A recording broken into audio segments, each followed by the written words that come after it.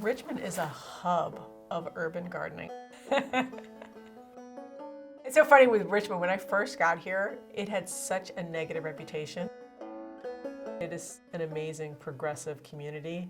This seed right here is great Aunt Rosie's Italian pole bean. It's been saved on my block for 25 years by one of my neighbors.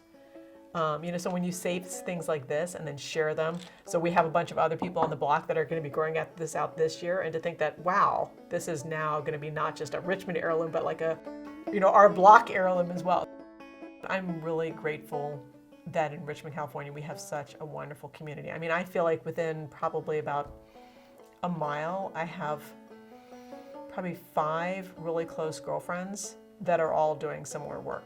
And so we're able to share resources, ideas. I mean, it's funny because I'll get together with my friends and we'll have an hour-and-a-half conversation about worm bins. I'm like, how many people are getting together with their friends and talking about worms and the benefit of worm farming and how to do it for an hour and a half?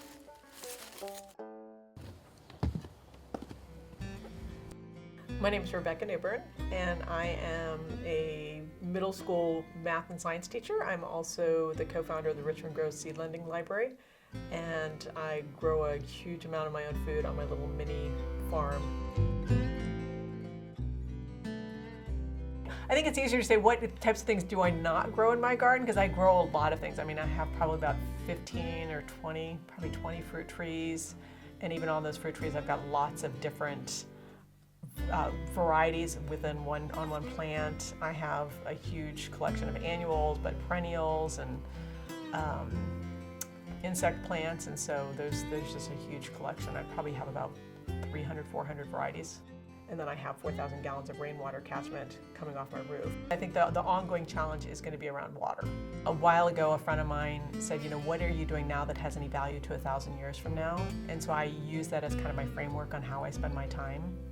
And so if it's something valuable and meaningful, whether it's spending time in community or growing my own food or saving seed for future generations, I spend my time well.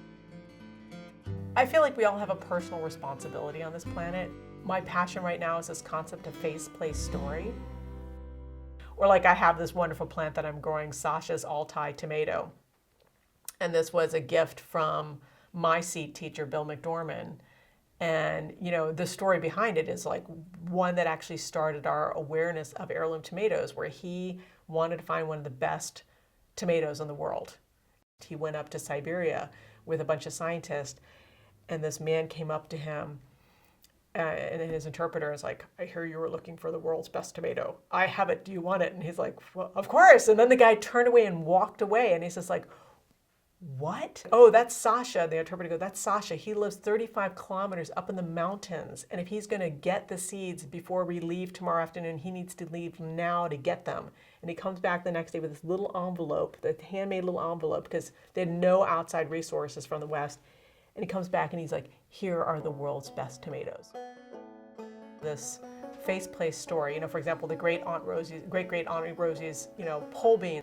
When we have a face attached to something and we have a story and there's a place attached to it, things have value. What are the choices I make, and are they value-based? Do they reflect who I am, and do they reflect what I care about? And so I really try to live that just so deeply. Harvested, it's ready to go. It's beautiful. It is beautiful.